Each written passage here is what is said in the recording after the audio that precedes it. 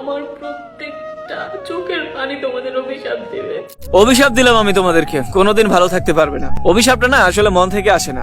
যারা যাকে ভালোবাসে, যারা যাকে মন থেকে চায়, যারা কষ্ট পায় ভালোবাসা মানুষের জন্য, যে মানুষটা ভালোবাসা কেড়ে নেয়, যে মানুষের ভালোবাসা বুঝে না, যে মানুষটা মন নিয়ে প্রতারণা করে, ভালোবাসা নিয়ে প্রতারণা করে, যে মানুষটা আপনাকে ছেড়ে চলে যাবে কিংবা আমাকে ছেড়ে চলে গেছে, ওই মানুষটাকে না মন থেকে অভিশাপ দিতে হয় না, মুখ দিয়ে অভিশাপ দিতে হয় না, অটোমেটিক অভিশাপ চলে আসে।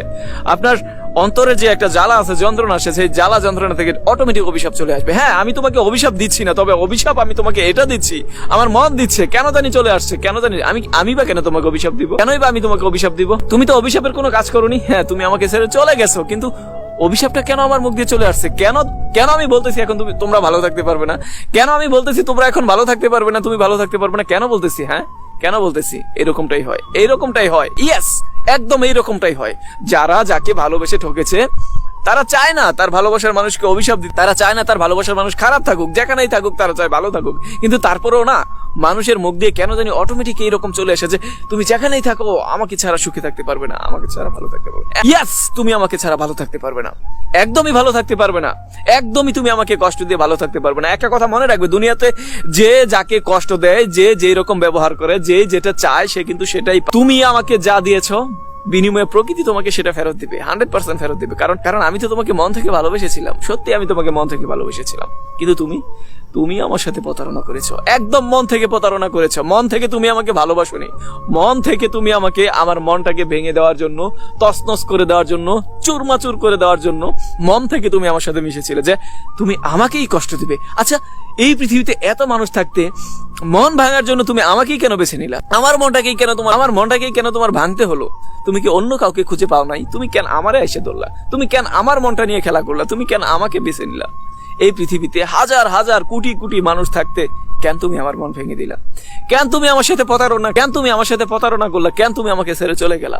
এই কথাগুলো একটা ব্যর্থ প্রেমিকের কথা। যে যাকে ভালোবেসে ঠকে যায়, তার মনের ভিতরে ঠিক এই ধরনের কথাগুলো ঘুরপাক করে। আসলে একটা জিনিস কি জানেন ভাই, আপনার সাথে আপনার যার মিল নেই, আপনার সাথে আপনার যার জোড়া নেই, আপনার সাথে আপনার যার কপালের কোনো মিল নেই, আপনার সাথে আপনার যার মনের যার কোনো মিল নেই, আপনার সাথে যার কখনো মিলনই হবে না এই পৃথিবীতে, তাকে আপনি কি করে পাবেন? জিনিসটা বুঝতে হবে ভাই, বুঝতে হবে।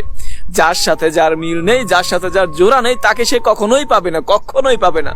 পাওয়া তো প্রশ্নই উঠে না, এটা কখনো হতেই পারে না।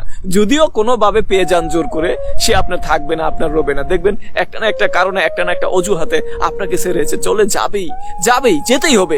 কেন জানেন? শুধুমাত্র এই কারণে যে ওই মানুষটা আপনার না, ওই মানুষটা অন্য কারো। যেমন আপনি তাকে মন দিয়ে চাচ্ছেন, মন থেকে চাচ্ছেন, সেও কিন্তু হয়তো বা এরকম কাউকে মন দিয়ে চাচ্ছে, মন থেকে চাচ্ছে, শুধু টাইম পাস করার জন্য, শুধু তার গ্যাপটা পূরণ করার জন্য আপনার সাথে কিছুদিন ভালোবাসার নাটক করেছে। আপনার সাথে সে শুধু ভালোবাসার নাটকই করে গেছে, যাতে করে তার সময়টা কেটে যায়। তার ভালোবাসার মানুষ তো অন্য মানুষ। যেমন আপনার ভালোবাসার মানুষ হচ্ছে সে, তার ভালোবাসার মানুষ হচ্ছে অন্য কেউ। আপনি তাকে যেমন ভালোবাসেন, মন থেকে জীবন দিয়ে ভালোবাসেন, তার জন্য জীবন দিতে পারেন। গিয়ে দেখেন খোঁজখবর নিয়ে যে সেও অন্য কারোর জন্য জীবন দিতে পারে, জীবন দিয়ে ভালোবাসে, একদম মন থেকে ভালোবাসে। তার ভালোবাসাটাও পিওর, আপনার মতোই পিওর। সেও চায় অন্য কাউকে আপনার মতো করে।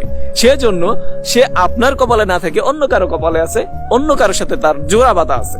আপনার সাথে তার জোড়া বাঁধা নেই, এটা আপনাকে মেনে নিতে হবে। যতই কিছু হোক, কষ্ট হলেও মেনে নিতে হবে। আসলে কি জানেন ভাই, ভালোবাসে কষ্ট না পেলে না, ভালোবাসার মর্ম বুঝে যায় না। আপনি ভালোবাসে কষ্ট পেয়েছেন বিদায় আজকে আপনি ভালোবাসাটা শিখেছেন, ভালোবাসার মর্মটা বুঝতে পারছেন।